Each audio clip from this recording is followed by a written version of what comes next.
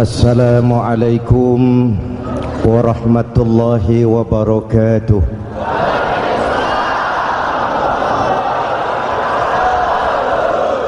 Alhamdulillahillazi ja'ala Ramadhana syahra siyami lil mu'minin. Wassalatu wassalamu ala asyrafil mursalin Sayyidina Muhammadin wa ala alihi wa sahbihi ajma'in, amma ba'du. Para ulama yang saya muliakan, para pejabat baik sipil maupun militer yang saya hormati, alhamdulillah malam ini atas izin Allah, mudah-mudahan yang kita laksanakan ini merupakan bagian dari amal ibadah kita di bulan suci Ramadan ini.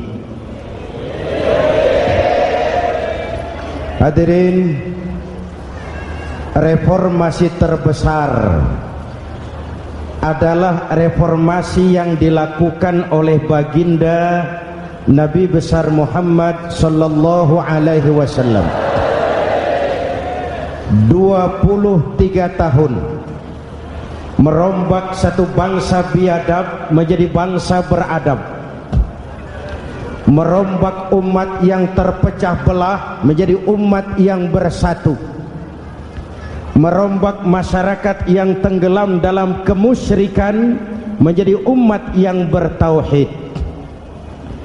Reformasi besar apa yang dilaksanakan oleh Rasul dan apa hubungannya dengan kita sekarang? Ini yang ingin saya sampaikan malam ini. Pertama, beliau melaksanakan reformasi akidah, membebaskan manusia dari kemusyrikan, menyelamatkan manusia dari ketergantungan kepada benda. 13 tahun beliau berjuang di kota Makkah hanya untuk menanamkan la ilaha illallah Muhammadur Rasulullah. Dari sana segalanya dimulai, meletakkan fondasi. Saya yakin tidak ada Tuhan selain Allah dengan seluruh konsekuensinya. Kalau saya yakin tidak ada Tuhan selain Allah, maka saya tidak akan menyembah kecuali hanya kepada Allah. Orang yang benar fondasinya, benar sujudnya. Jelas? Kalau saya yakin tidak ada Tuhan selain Allah, saya tidak akan minta rizki kecuali hanya kepada Allah. Orang yang benar fondasinya, jauh dari korupsi, jauh dari judi.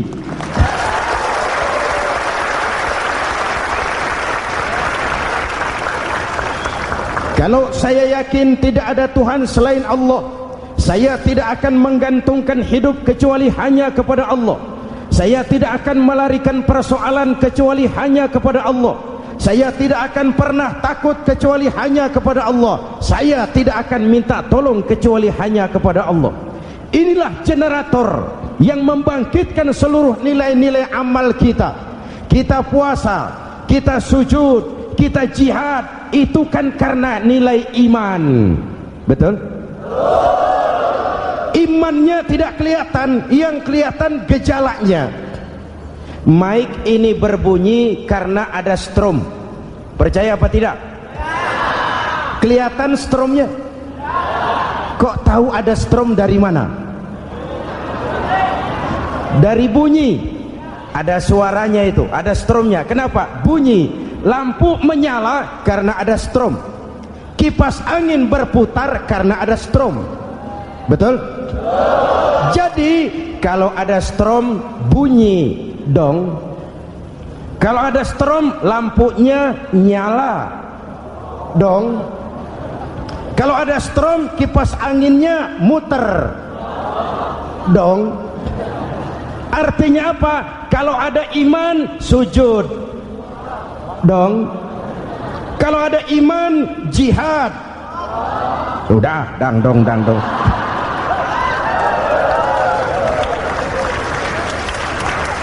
seluruh amaliyah kita hanya refleksi dari nilai-nilai keimanan. Maka dimulai dengan fondasi. Kalau fondasi kuat, apapun yang mau dibangun aman. Kalau fondasi rapuh, apa yang mau dibangun di atas fondasi yang rapuh? Karena itu, dengan tabligh akbar ini, pesan pertama saya, mari jaga nilai-nilai iman kita. Kita masih bergelut dengan zaman susah. Judi kembali merebak, narkoba meracuni remaja dan pemuda-pemudi kita, padahal dua-duanya sumber segala macam kemaksiatan. Judi mendidik orang jadi malas, dan sejarah belum pernah mencatat ada orang jadi kaya karena judi. Yang bangkrut, yang kere, yang melarat banyak.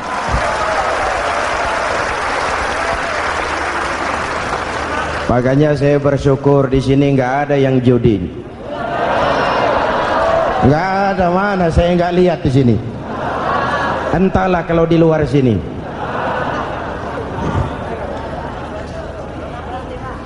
Judi itu penyakit, kalahnya bikin penasaran, menangnya bikin ketagihan. Itulah penyakitnya. Makanya lebih baik makan singkong betulan daripada makan roti mimpi. Ayo, makan singkong betulan, makan roti mimpi, lebih baik mana? Lebih baik makan roti betulan, Mas. Maksud saya, uang 4-5 ribu rupiah itu daripada belikan togel, daripada dibelikan pakong, daripada dibelikan macam-macam undian judi, lebih baik dibelikan beras, makan sama-sama. Hadirin yang saya hormati, karena iman kita hidup, untuk iman kita berjuang, dalam iman kita ingin kembali menghadap Allah Subhanahu. Dahulu pun orang-orang tua kita berjuang memerdekakan negeri tercinta ini. Apa faktor penggerak utamanya? Iman. Imanlah yang mengajarkan orang-orang tua kita, hubbul watan minal iman. Cinta tanah air bagian daripada iman. Lah, tanah air kita kan bukan Aljazair.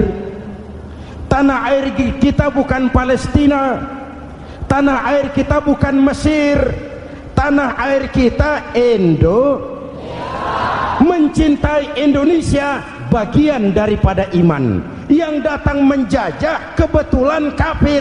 Lah ini, bertemulah cinta tanah air dengan semangat jihad yang diajarkan agama. Lalu bangkitlah para ulama, bangkitlah para kiai, bangkitlah para santri, berjuang memerdekakan negara tercinta ini.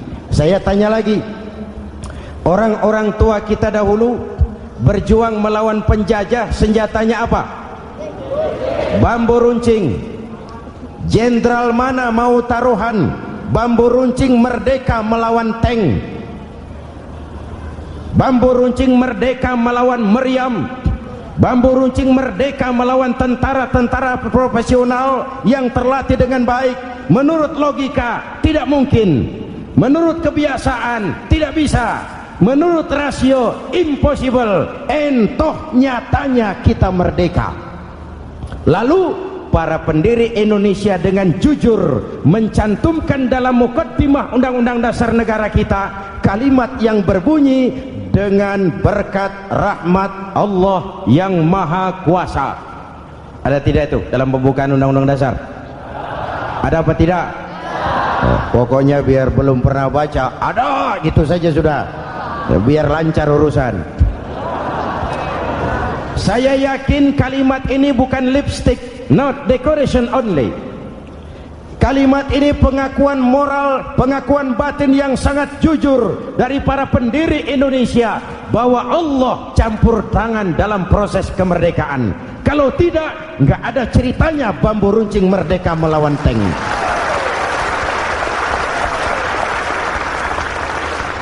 Kalau dulu iman untuk merebut kemerdekaan, sekarang iman untuk mengisi kemerdekaan. Betul? Betul? Karena itu jaga nilai-nilai iman, jangan tidur. kita sudah berhasil melaksanakan pemilu, sidang umum MPR sudah digelar, pemerintahan baru sudah terbentuk. Itu kita pilih bersama, kita dukung bersama. Mendukung itu tidak harus selalu iya, kula nuwun sumuhun dawuh kumaha juragan wae oke bos. Mendukung tidak harus selalu iya, mendukung juga memberikan saran, kritik, perbaikan. Kenapa? Di mana-mana di dunia ini kekuasaan cenderung mau menang sendiri, kekuasaan cenderung untuk korup. Karena itu kalau kita cinta kepada pemerintah, kita harus mengawasi jalannya pemerintahan kita ini.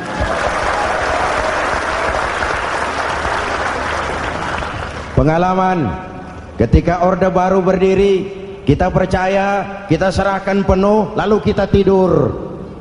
Akhirnya kita jadi susah sendiri. Betul?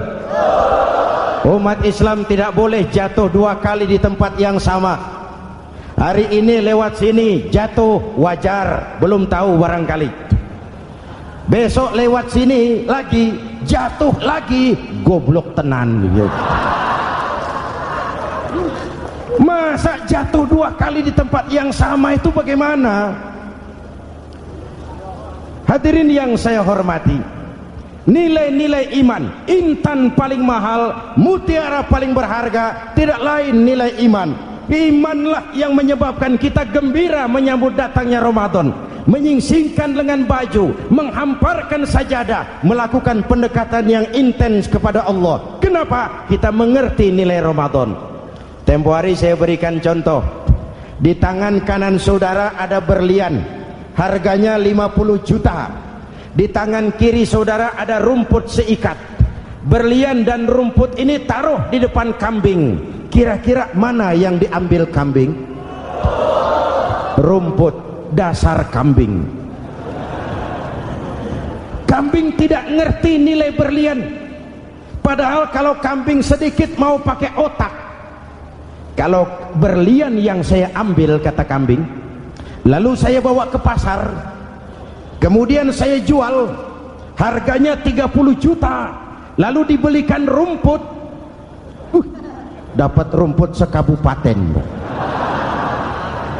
Tapi kambing tidak ngerti nilai berlian. Yang kambing tahu cuma rumput. Kenapa? Hidup kambing cuma melayani perut. Maka kata Imam Ali karramallahu wajhah, orang yang hidupnya hanya untuk melayani perut,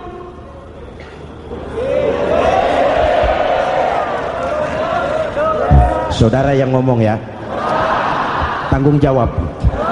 Saya kan cuma mulai, kenapa diterusin?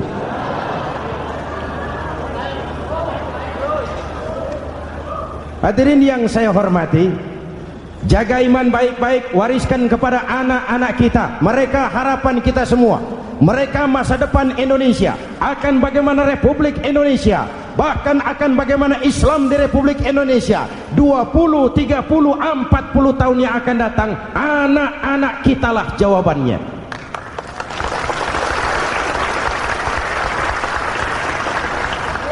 Mereka mau jadi apa, persilahkan, asal iman merupakan landasan hidupnya.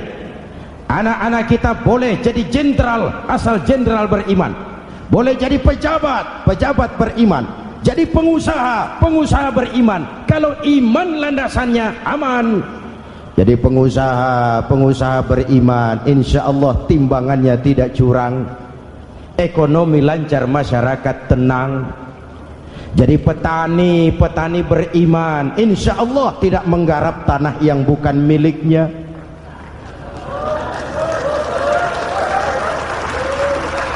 Jadi pejabat, pejabat beriman, insya Allah korupsinya sedikit.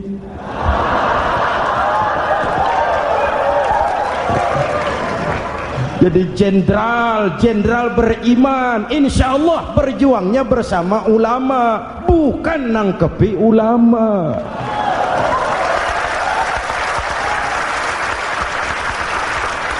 Jadi teknokrat, teknokrat beriman, jadi pengusaha, pengusaha beriman, jadi seniman, seniman beriman, jadi maling.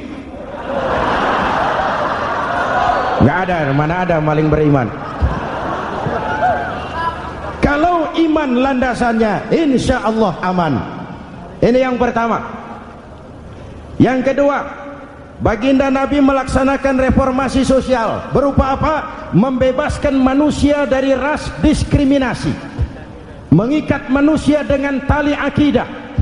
Diciptakan kita dari laki-laki dan perempuan, dijadikan kita bersuku-suku dan berbangsa-bangsa.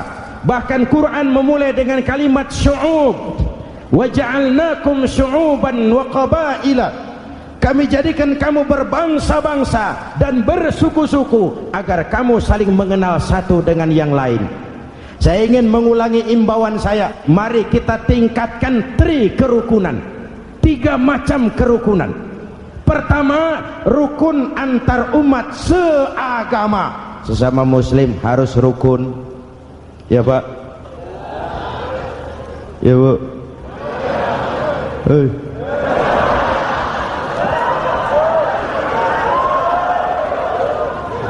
Malam ini saya tidak merasa sebagai tamu di sini.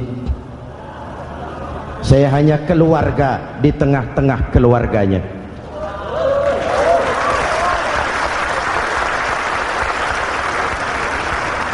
Di sepanjang Jawa kah saya, ke Sumatera kah saya, ke Kalimantan saya, ke Sulawesi saya, ke Irian Jaya saya, kemana saja saya pergi, di mana saja saya berada, saya hanya keluarga di tengah keluarganya. Sebagai muslim kita terikat akidah, sebagai bangsa kita punya komitmen, kita ingin bersatu nusa, satu bangsa, satu. Inilah kita. Hadirin yang saya hormati, rukun antar umat seagama. Hura-hura pemilu sudah lewat, ekses-eksesnya harus kita hilangkan. Boleh jadi kemarin-kemarin karena berbeda kaos sama teman gak teguran. Yang sudah-sudah, yang penting sekarang ke depan. Sudah capek kita rakyat diobok-obok.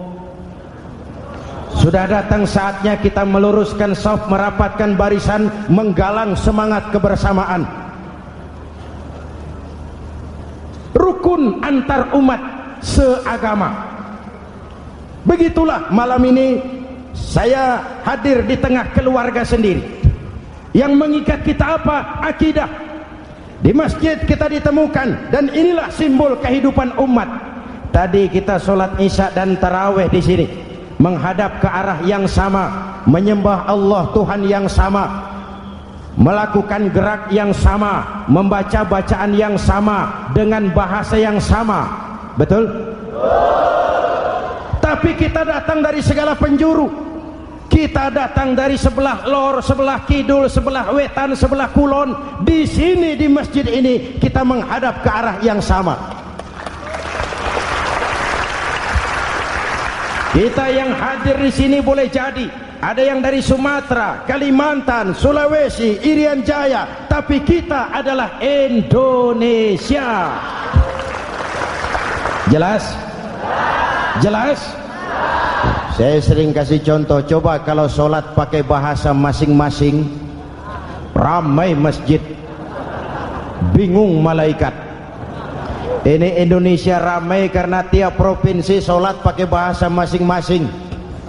Kalau Riau bicara sendiri, Ambon bicara sendiri, Aceh bicara sendiri, Irian bicara sendiri, ramai masjid. Jelas? Jelas? Yang imam pakai bahasa Indonesia, takbir, Tuhan yang maha besar. Gagah sekali, bingung malaikat. Kembali kita kalau sholat pakai bahasa masing-masing. Betapa ramainya masjid.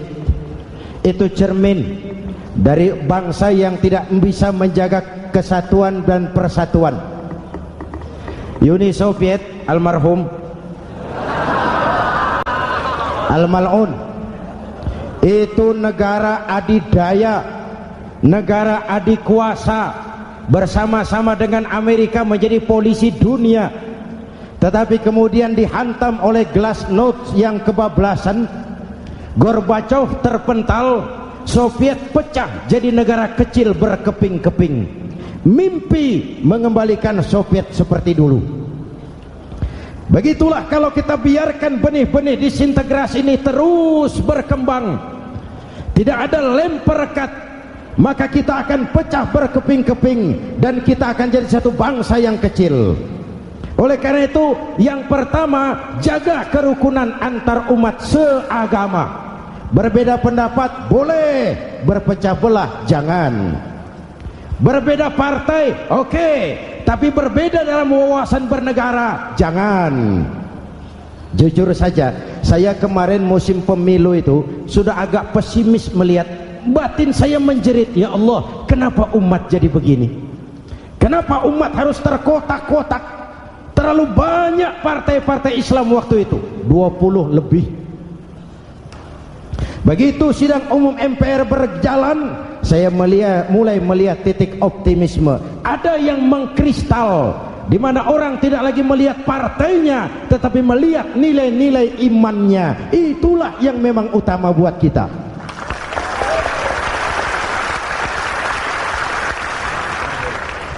Ini yang pertama, rukun antar umat seagama. Yang kedua, rukun antar umat beragama. Beberapa hari yang lalu ada kejadian yang mengenaskan di Jakarta Timur, Cipayung.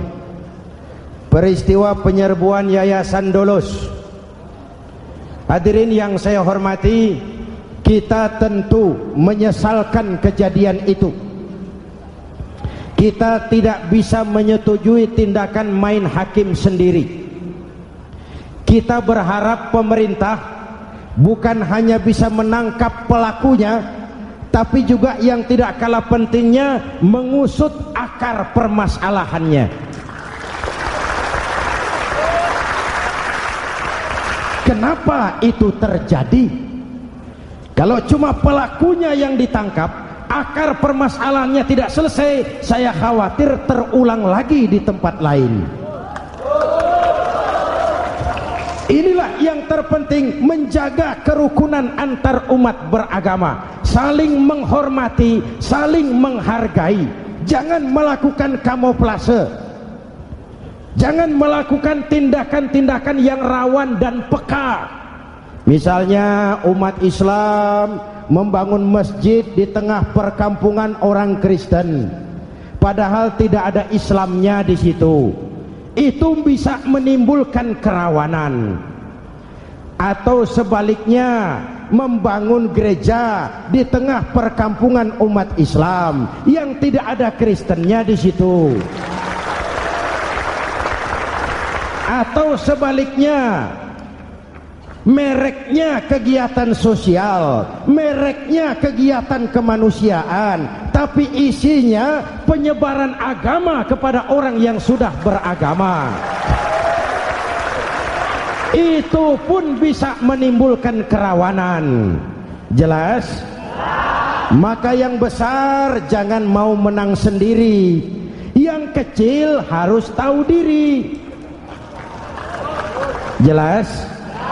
Mari saling menghormati, mari saling menghargai dalam batas lakum dinukum. Menangkap pelakunya penting, mengusut akar permasalahannya itu pun tidak kurang pentingnya. Hadirin yang saya hormati, Islam agama toleran, baik dari prinsip ajarannya maupun dari sikap umatnya.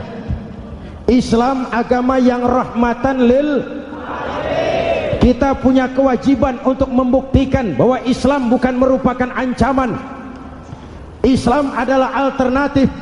Islam adalah solusi. Islam bukan ancaman. Yang hadir di sini bukan perusuh, bukan umat biang kerok. Ini umat yang cinta damai.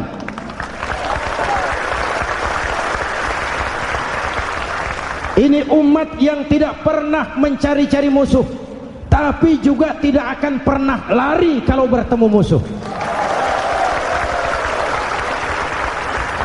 Mari kita jaga kerukunan antar umat beragama. Jangan sampai peristiwa Dolos terulang lagi di tempat-tempat lain. Saling menghargai, saling menghormati. Jangan main hakim sendiri, tapi juga jangan mau menang sendiri. Hadirin yang saya hormati, dengan menjaga kerukunan antar umat beragama, akar keutuhan kita sebagai bangsa semakin terpelihara. Lalu yang ketiga, rukun antar umat beragama dengan pemerintah. Tadi kita sholat di sini ada imam, ada makmum, betul? Kalau makmum siapa saja boleh, Mas. Tidak ada pemilihan makmum. Fikih itu ketat kalau sudah memilih imam. Nih makmum siapa saja. Pak, itu orang pemabuk itu, boleh jadi makmum. Suka mencuri, Pak, boleh jadi makmum. Bacaannya tidak fasih, boleh jadi makmum. Ketinggalan 1 rakaat, boleh jadi makmum. Tapi tidak tiap orang boleh jadi imam. Kenapa? Imam mau mimpin orang banyak. Kalau dia bodoh, bagaimana nasib makmumnya?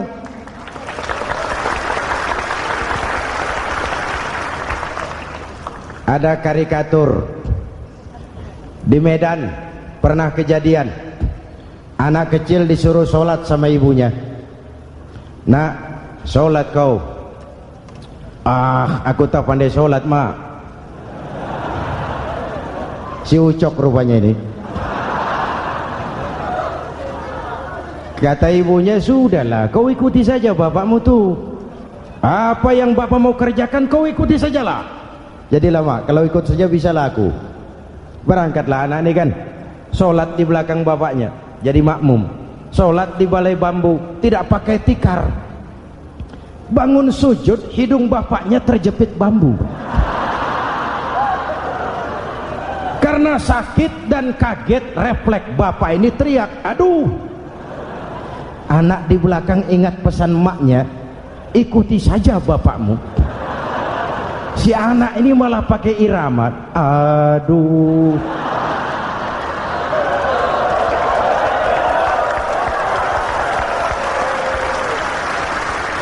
Lah, ada yang lebih gendeng lagi.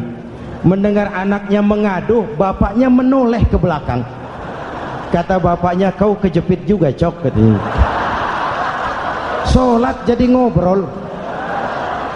Kalau makmum dan imam sama bodohnya, rusak sholat ini.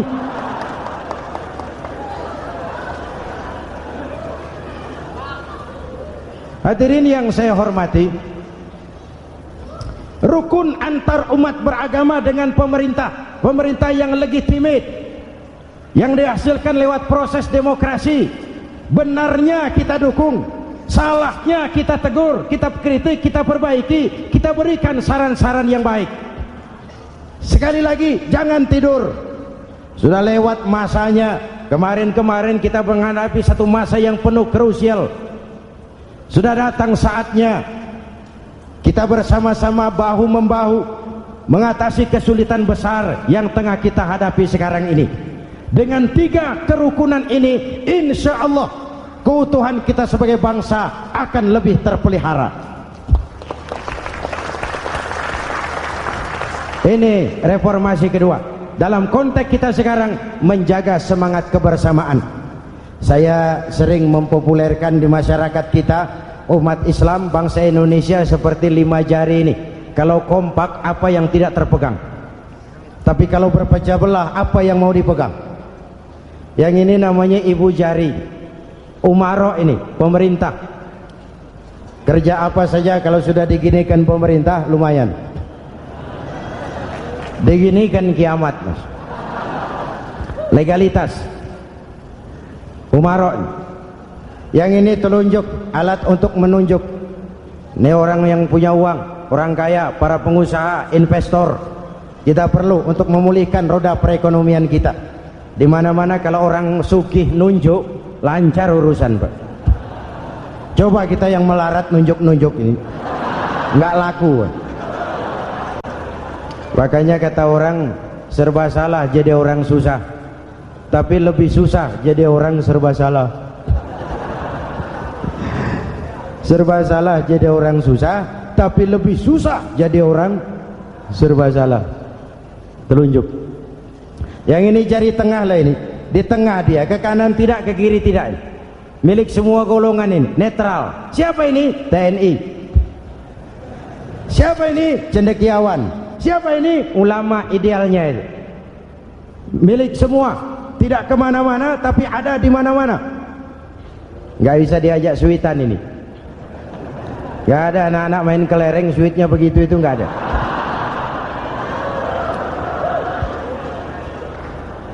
Ini jari manis remaja, pemuda, masa muda, masa yang paling manis. Semua harapan milik pemuda.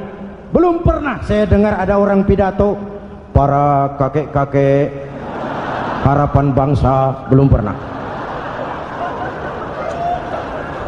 Mesti kalau sudah harapan umat, pemuda, harapan negara, pemuda, harapan agama, pemuda, harapan bangsa, pemuda, harapan pemudi. Jari manis.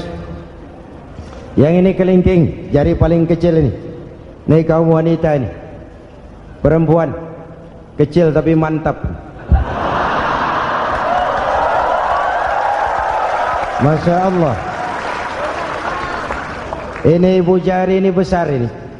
Sweet ketemu kelingking, kalah ibu jari ini. Di mana-mana kekuasaan sering kalah sama perempuan. Siapa yang mendorong-dorong Nabi Adam memetik pohon buah khuldi? Kelingking. Kelingking. Kelingking. Julius Caesar tunduk kepada Cleopatra. Siapa Cleopatra? Kelingking. Napoleon, singa daratan Eropa, the lion of Europe, luas kekuasaannya, hebat tentaranya, bertekuk lutut di bawah kaki Margaret Josephine. Kelingking. Hadirin yang saya hormati, kalau 5 pilar ini bersatu, ringan sama dijinjing, berat sama dipikul, kita akan jadi satu bangsa yang kuat. Jelas? Jelas? Dengan Ramadan, dengan tabligh akbar malam ini, mari kita jaga semangat kebersamaan. Saya selalu mengingatkan, sekarang lebih banyak tukang kompor daripada tukang lem. Lebih banyak tukang kompor daripada tukang lem. Hangati sana, sulut sini, bakar sana, panasi sini. Terbakar kita, dia lari tepuk tangan, dan kita yang rugi. Jelas? Jelas? Ini hal yang kedua. Reformasi sosial mengikat manusia dengan tali akidah, mempersaudarakan manusia dari manapun orang datang, apapun warna kulitnya, dari suku apapun ia dilahirkan, kalau akidahnya sama, itulah saudara kita.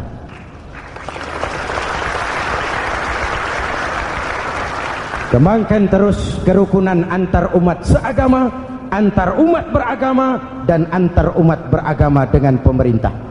Muslim bagaikan satu tubuh. Jikalau yang satu sakit, yang lain ikut merasakan sakit. Muslim bagaikan sebuah bangunan, yang satu sama lain harus saling memperkuat. Ada yang jadi tiang, tentu. Ada yang jadi pintu, memang. Ada yang jadi genteng, iya. Tapi satu sama lain harus saling memperkuat. Tidak bisa genteng ngomong sama tiang. Kata genteng, saudara tiang, kamu sih enak, saya setengah mati, kata genteng. Hujan kehujanan, panas kepanasan, kadang-kadang anak-anak nakal saya dilontari batu, kata genteng. Yang jadi tiang ngomong lagi, kata tiang, saudara genteng, jangan sembarangan kalau ngomong. Kamu kira kamu bisa nongkrong di atas? Itu gara-gara siapa, genteng? Aku yang topang dari bawah, kata tiang. Kamu jadi anggota DPR, jadi anggota MPR, jadi pejabat, kami rakyat yang angkat.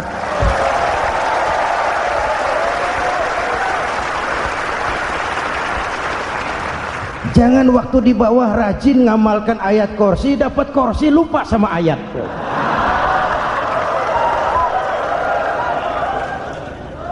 Mari ringan sama kita jinjing, berat sama kita pikul, duduk ya kita sama rendah, berdiri kita sama tegak. Tidak ada warga negara kelas 1 di Republik ini.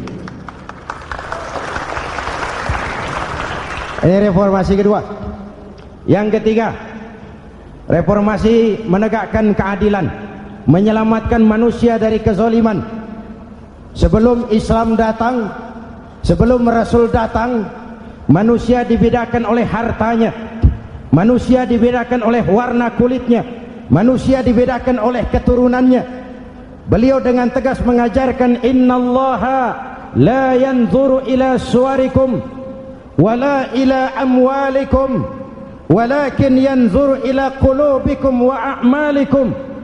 Allah tidak melihat potonganmu, Allah tidak melihat hartamu. Yang Allah lihat itu hatimu dan amal perbuatan.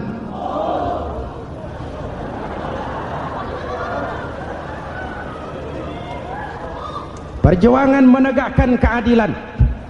Hadirin yang saya hormati, itulah yang menyebabkan reformasi kita menggelinding, menuntut keadilan, baik keadilan di bidang politik, keadilan di bidang ekonomi, keadilan di bidang hukum. Nabi pernah mengingatkan, hakim, kata Nabi, itu ada 3 macam. Al-qudatu salasatun. Hakim ada 3 macam.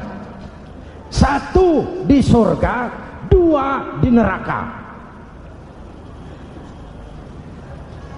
Hadirin yang saya hormati, siapa yang hakim ke surga itu?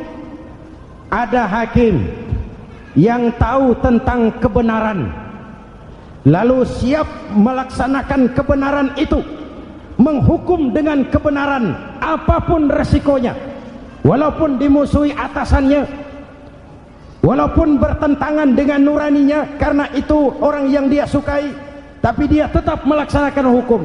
Hakim yang mengerti tentang kebenaran sesuatu lalu melaksanakan hukum dengan kebenaran itu yang akan sampai ke surga.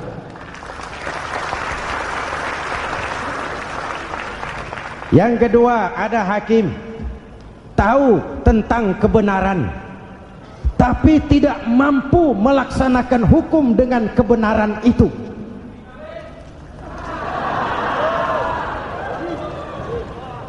Tahu sesuatu itu benar tetapi tidak punya nurani untuk membela kebenaran, mengetahui kebenaran tapi tidak berdaya untuk memperjuangkan kebenaran. Akhirnya hukum dikebiri, yang salah jadi benar, yang benar jadi salah. Itulah realita yang kita rasakan selama ini. Yang baca Quran dengan suara merdu dapat piala, yang mengamalkan Quran dengan konsekuen dapat penjara, yang berteriak-teriak menegakkan keadilan dianggap aneh, yang korupsi habis-habisan hidup terhormat.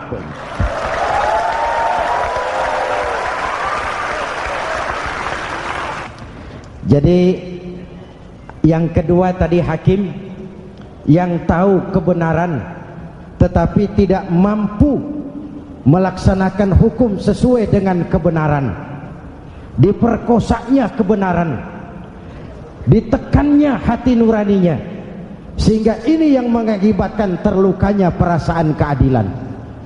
Yang ketiga lebih celaka lagi, ada hakim yang tidak mengerti tentang kebenaran lalu melaksanakan hukum dalam ketidakmengertiannya, bodoh melaksanakan hukum dalam kebodohan. Itu pun menyebabkan orang masuk neraka. Na'udzubillah.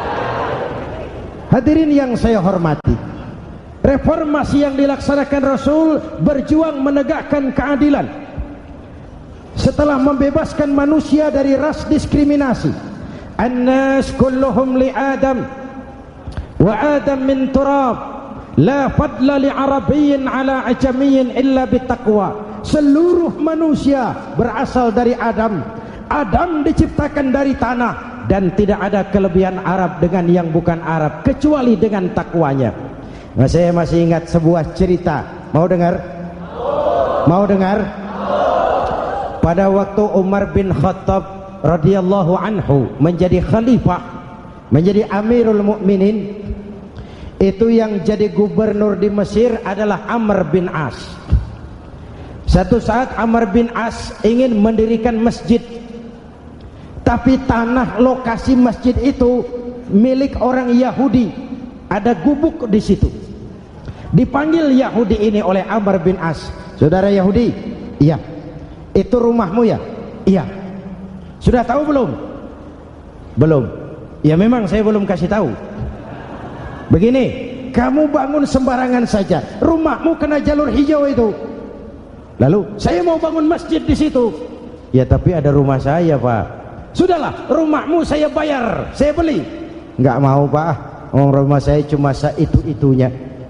Saya bayar 2 kali lipat. Enggak mau, Pak. Enggak mau. Sudahlah, saya ganti rugi. Ya, enggak mau, Pak. Namanya juga ganti rugi, Pak. Biar digantikan tetap rugi.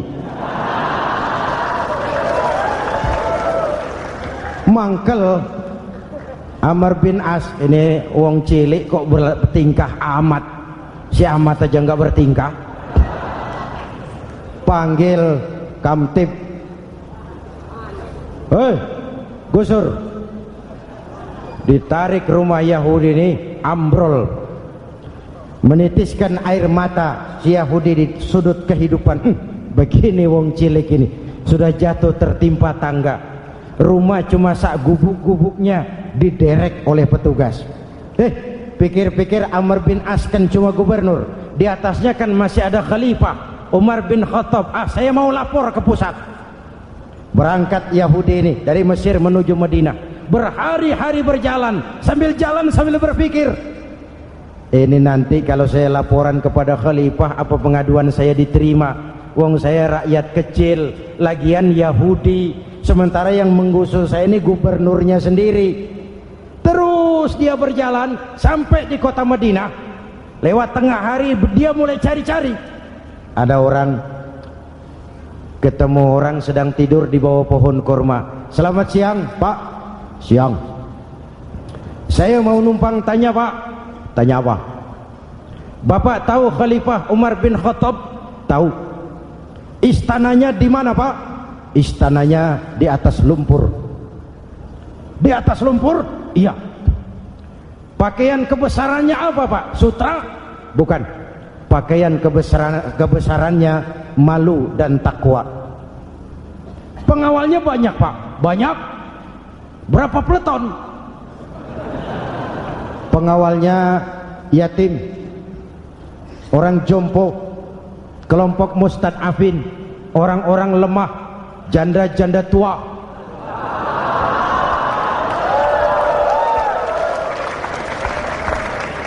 Itu pengawalnya. Pakaian kebesarannya malu dan takwa. Pengawalnya orang-orang lemah, tidak berdaya. Kok begitu, Pak? Begitulah Umar bin Khattab. Orangnya sekarang di mana, Pak? Di depan kamu. Jadi Bapak, iya. Bapak, iya. Saya Umar. Ada apa, Mas? Oh, yang datang dari Semarang waktu itu.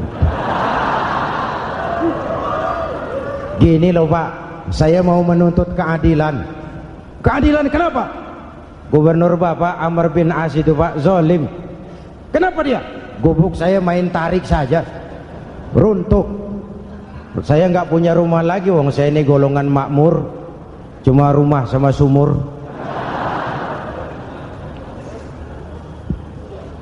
Lalu untuk apa? Katanya dia mau bangun masjid di situ, Pak. Dipaksanya rumah kamu ditarik sampai runtuh. Iya. Yahudi? Ya, Pak.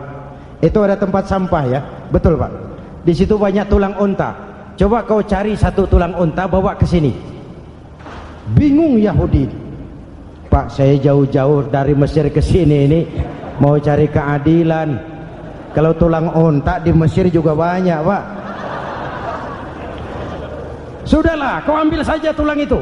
Berangkat Yahudi penuh tanda tanya, ambil sebuah tulang unta, diberikan kepada Khalifah Umar bin Khattab. Tulang ini diambil, Umar hunus pedangnya, dengan ujung pedang dibuat garis lurus di atas tulang unta itu. Rat. Selesai. Yahudi, iya Pak, sekarang kau kembali ke Mesir, serahkan tulang ini kepada Umar bin Amr bin As. Makin bingung Yahudi, jauh-jauh datang kemari kira mau dapat keadilan, cuma dapat tulang. Ya sudahlah, namanya wong cilik, berangkat dia pulang ke Mesir. Berhari-hari sampai di Mesir. Pak Gubernur, ya lapor. Ada apa Yahudi? Saya dari pusat. Loh, kamu dari Madinah? Iya Pak.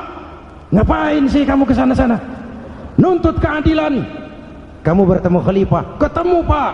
Terus tulang.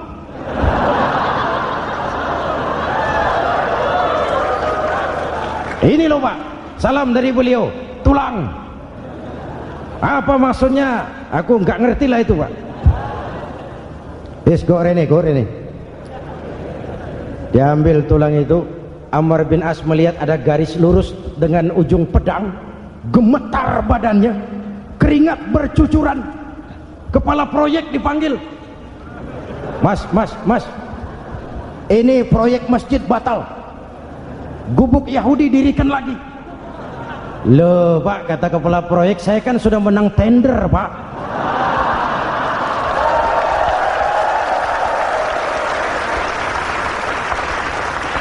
Wes, nggak ada urusan, sampean mau menang mau kalah tender, proyek batal. Itu gubuknya Yahudi dirikan lagi. Yahudi makin bingung. Ada gubernur dapat tulang gemeter. Pak Gob, ya, sebenarnya apa yang terjadi? Apa-apa? Kamu sedikit-sedikit main pusat.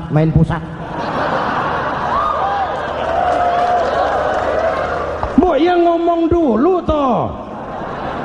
Ya kan awalnya saya sudah ngomong Pak, tapi gubuk saya tetap ditarik.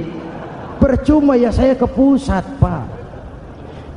Saya dapat teguran keras dari Khalifah. Tahu kau apa artinya ini? Seolah beliau berkata, "Hai Amr bin As, jangan mentang-mentang sedang berkuasa kau bertindak seenakmu. Berlaku lurus dan adillah kamu seperti lurusnya garis di atas tulang ini."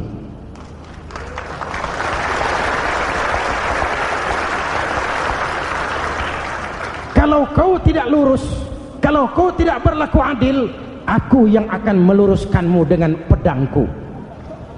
Itu bahasa simbolik. Siapa yang gak gemeter? Kamu. Pusat. Wedus. Ya ini nek coro kita. Oh Pak, kalau begitu Islam adil ya Pak? Adil. Jadi saya menang Pak? Menang kamu. Padahal saya Yahudi. Tapi menang ya? Menang. Pak sudahlah kalau begitu Pak. Bagaimana? Itu gubuk saya ambil saja Pak.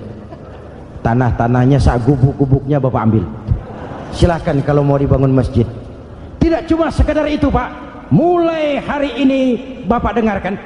Asyhadu an la ilaha illallah wa asyhadu anna Muhammadar Rasulullah.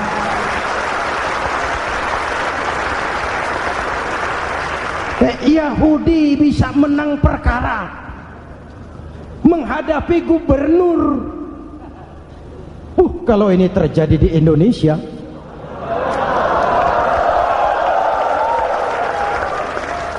amin.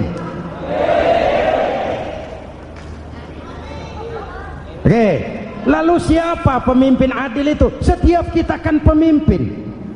Presiden pemimpin di negaranya, gubernur pemimpin di provinsinya, bupati pemimpin di kabupatennya, Pak Camat pemimpin kecamatannya, Pak Lurah pemimpin di kelurahannya, suami pemimpin di rumah tangganya, anak muda pemimpin bagi dirinya. Dan setiap kita akan dimintakan tanggung jawab. Anak muda pemimpin buat dirinya, nanti diminta tanggung jawab. Kakimu kau bawa jalan kemana? Tanganmu ngambil apa? Lidahmu bicara apa? Matamu menteleng, apa yang dilihat? Seluruhnya akan dimintakan pertanggungan jawab. Marilah kita jadi orang yang adil kepada diri, kepada keluarga, dan akhirnya kepada masyarakat, bangsa dan negara. Hadirin yang saya hormati, satu ayat yang sering dibaca pada akhir khutbah khatib Jumat, innallaha ya'muru bil adli wal ihsan. Allah memerintahkan kamu berlaku adil dan berbuat ihsan. Tidak sekadar adil tapi ihsan. Ihsan nilainya lebih tinggi dari adil. Contoh, nak, tolong taruh telur itu di pinggir meja. Anak yang adil apa adanya, ditaruh telur di pinggir meja. Anak yang ihsan lain. Lah iya, perintahnya sih di pinggir meja, tapi kalau pas di pinggir meja kan jatuh ke bawah, ke tengah sedikit. Ini ihsan. Oleh karena itu, mari, perjuangan menegakkan keadilan masih panjang. Jalannya tidak lurus bertabur bunga, menanjak, menurun, banyak onak dan duri. Namun seperti yang dikatakan seorang tokoh, masih Napoleon, kalau ada 1000 orang penegak keadilan, saya satu dari yang 1000 itu. Kalau ada 100 penegak keadilan, saya juga satu dari yang 100 itu. Kalau ada 10 orang menegakkan keadilan, saya juga satu dari yang 10 itu. Kalau hanya 1 orang yang menegakkan keadilan, maka sayalah yang 1 itu. Tetap konsisten berjuang menegakkan keadilan, walaupun besok langit akan runtuh, walaupun besok akan kiamat, keadilan tetap harus ditegakkan. Ini reformasi yang ketiga, menegakkan keadilan, mengayomi masyarakat dengan hukum yang tegas. Dan Rasul menjadi contoh, ini yang hebat. Misalnya beliau berkata, wallazi nafsi biyadihi law anna Fatimah binti Muhammadin sarqat laqata'a Muhammadun yadaha. Demi Allah, andai kata Fatimah putri Muhammad mencuri, jangan orang lain, Muhammad sendiri yang akan memotong tangannya. Hukum berwibawa, masyarakat terlindungi. Kenapa? Nabi jadi contoh. Jelas? Beliau mengajarkan orang beramal. Kepada putrinya beliau mengatakan apa? I'mali ya Fatimah, i'mali fa inni la ughni anki minallahi syai'a. Fatimah, beramal kau. Fatimah, beramal kau. Fatimah, solat kau. Fatimah, puasa kau. Fatimah, zakat kau. Fatimah, haji kau. Kalau kau tidak beramal Fatimah, aku ayahmu Rasulullah tidak akan sanggup membelamu di akhirat nanti. Ini keadilan. Tidak mentang-mentang putri kesayangan Nabi lalu sudah Fatimah kamu nggak sholat nggak apa-apa, nanti di akhirat ada papi. Jauh dari semangat nepotisme. Putri beliau sendiri ditekankan, i'mali ya Fatimah fa inni la ughni anki minallahi syai'a. Beramal kau Fatimah, kalau kau tidak beramal, aku ayahmu tidak akan sanggup membela kamu di akhirat nanti. Inilah inti dari nilai keadilan. Jauh dari nepotisme, apalagi kolusi. Hadirin yang saya hormati, lalu saya masuk kepada yang keempat.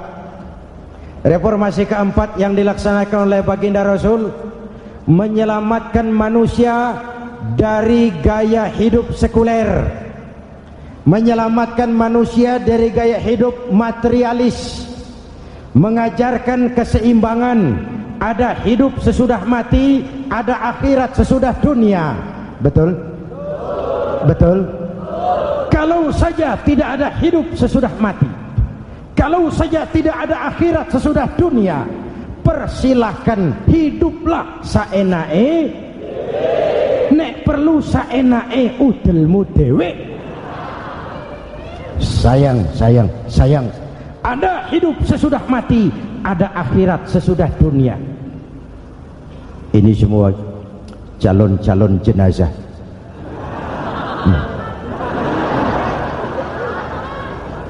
calon lurah belum tentu jadi lurah, calon gubernur yang antri panjang, calon menteri mimpi, calon jenazah pasti.